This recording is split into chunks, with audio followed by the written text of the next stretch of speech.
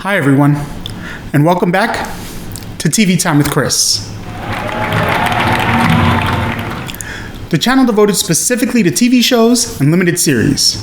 Now, hey, if you love TV shows and limited series, then make sure that you subscribe to this channel because you're going to get that content that you love and then some. Now, today, we're actually doing a catch-up of TV Time, and we're going to be discussing the finale of WandaVision, the series finale. I know that this came out quite a little while ago, but I was doing my reviews every week, and I took my little break from social media and have just been trying to play catch up ever since. So finally getting around to it. So we're going to discuss my thoughts on the finale of WandaVision. And I'm going to start by saying that yes, this video will have spoilers for anyone that has not yet seen WandaVision. But I've got to say, the first time that I watched this episode, because I've given it multiple rewatches since it came out, but the first time I watched this episode, I was very disappointed.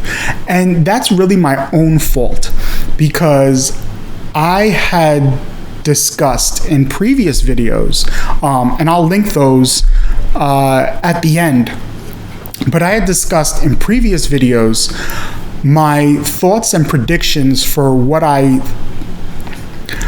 thought was going to happen, but more what I wanted to happen in this series. And it didn't happen. You know, I wanted it to be Mephisto as the big bad guy, and I wanted to see an appearance of Dr. Doom, and I wanted to have them reference the fact that the people that were in the Hex have had their DNA changed, and now they have abilities, and that's going to be the future of the X-Men, and how Marvel's going to introduce X-Men into the MCU. You know, I thought that would have been great, because you would have, again, led into the X-Men. If you had an appearance of Dr. Doom somewhere in there as maybe being, you know, the engineer that Monica was talking to, I thought that that would have been great, because it would have led into the Fantastic Four, or maybe even if it was, you know, Doom and Reed Richards together as the people working on whatever she wanted. You know, I thought that that would have really added to it, and we would have had our tie-ins to X-Men, to Fantastic Four, and if Mephisto was the big baddie, he could have been the new Thanos that we would have gotten later on down the line in future Avengers films. Maybe Avengers, let's see, that was 4, 5, maybe Avengers 7 or 8. We could have, you know, had them battling Mephisto. And I thought that that would have been great, because Mephisto being the devil, you also could have gotten a tie-in to Ghost Rider. So by doing that, you would have had, again, Ghost Rider, you would have had X-Men, and you would have had Fantastic Four. And with the Darkhold book, you know, I thought that we would have gotten more with that, and the fact that they say that Darkhold, you know, I've mentioned this before in previous videos. Again, I'll link that at the end so you can check it out. But I talk about how the Darkhold is the book that kind of creates the first vampire. And I thought that that would have been a great tie-in to Morbius, because Jared Leto's character is Morbius, who is a vampire, and it would have tied into Marvel's Blade, because they're remaking that. So Blade's a vampire hunter. That would have tied in perfectly if they had mentioned it with the Darkhold book being the book to create the first vampire. But I feel like they missed all those opportunities to tie everything together and make WandaVision to the MCU what Iron Man was to Marvel back in 2008, leading up to and getting everything set up for Avengers in 2012. This could have gotten that whole thing set up. Now, one of the theories that I did say was that Wanda is going to end up being the bad guy in the next Avengers film. And I think that that's still going to happen, because we kind of get that in this show where, you know, they have the flashback. And I mean, granted, it was in episode 8, but they have the flashback with this one. And Monica's saying to Wanda, she's like, don't let Hayward make you the bad guy. And Wanda says, well, maybe I already am. And just the way that, everyone's looking at her and treating her, and the fact that she's lost everything, and the way that it ends, that second end credit scene where she's doing like an astral projection, reading the Darkhold book, it's like, oh, okay, I see how that ties in with Doctor Strange, because we see that in Doctor Strange when he's doing the astral projection, studying the books while he's sleeping. So you get the same thing with this. And they do mention, Agnes mentions when she's reading the Darkhold book that the Scarlet Witch's power supersedes that of the Sorcerer Supreme. So Wanda's stronger than Doctor Strange. So, hey guys, if you haven't taken a minute to subscribe, make sure you do that. It's free, takes 2 seconds, not even a minute, and it helps me out. So show some support, subscribe, and hit that like button.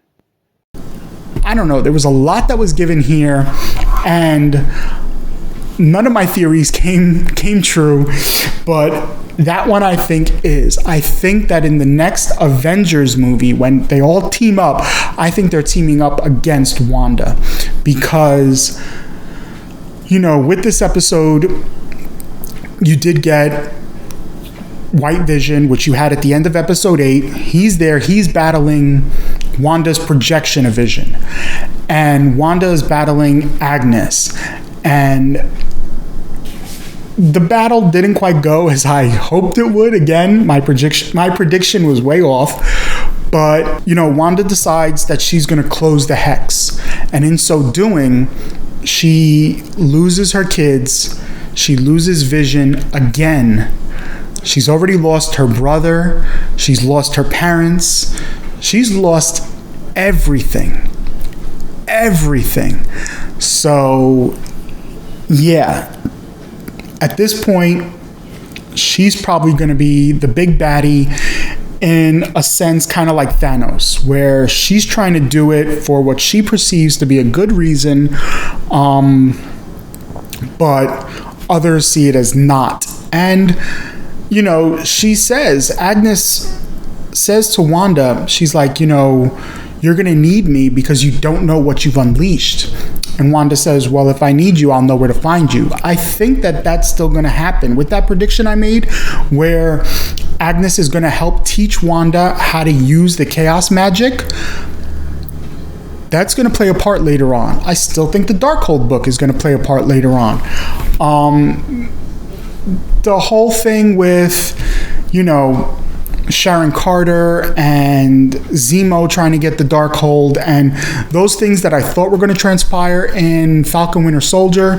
I did my review for that also, so I'll link that probably up here. But that didn't happen. But this was just like a season finale with Falcon Winter Soldier. So we're going to get more. So who knows if my predictions regarding the Darkhold book, Sharon Carter, and Zemo are going to happen in the next season of Falcon Winter Soldier. But for that, I guess we just have to wait and find out. But again, this was all on my first watch. As I gave it a second watch and appreciated WandaVision finale for what it was, I enjoyed it a lot more. And again, I gave this a rewatch yesterday just to refresh my memory, and having disregarded all of my theories and just watched it for what it was, I really enjoyed it. So, WandaVision finale, you guys did a great job with this show, Marvel. I just want to throw that out there. It was very exciting, very entertaining. You got me hooked. Super excited to see what's going to happen with the future of the MCU, because I'm not going to lie, I was a little disappointed with Spider-Man Far From Home. It wasn't bad, but, having taken place right after Endgame, kind of the start of phase 5, but not really. It just, I wanted more. And yeah, so I don't know. We will see. We will see what's going to happen. You know, WandaVision was amazing. Falcon Winter Soldier took me, like I said, 4 episodes to get into, but really liked where it ended. So yeah, I'm excited to see what's going to happen. And there's a lot of movies coming out this year for Marvel.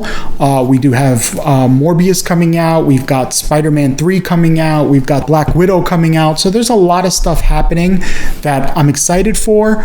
Yeah, so we'll see where it goes. And it's all really thanks to WandaVision. So those are my thoughts on WandaVision finale. It was absolutely amazing when you watch it for what it is and don't try to take your theories and nitpicking of everything into it. Watch the show for what it is and you'll love it. But leave your thoughts for WandaVision in the comment section below. As always, make sure you check out the Instagram Movie Time with Chris, where you're going to get little snippets of everything that's going to come on the YouTube channel. Speaking of the YouTube channel, don't forget to like this video, subscribe, and ring that bell, because you don't want to miss any future videos that are going to be on this channel. Also, I'm on Twitter, so make sure you follow me there, Movie Time with C1, where you're going to get a heads up of everything that I'm going to be working on for the day across all my platforms. Make sure you follow me on Twitch, Movie Time with Chris. I will be hosting a watch party once a week on Sundays, so follow me on Twitch and we'll watch a movie together. Make sure you go to my blog, www.movietimewithchris.com, where you're going to get a more in-depth analysis of everything that I talk about here on the YouTube channel. Lastly, if there's ever a topic you want to hear about or a TV show that you want me to review, email me, movietimewithchris@gmail.com. I'm going to check that email multiple times a day. I will not miss your message, and the topic you want to hear about will be in a future video on this channel. But until next time, stay safe and take care.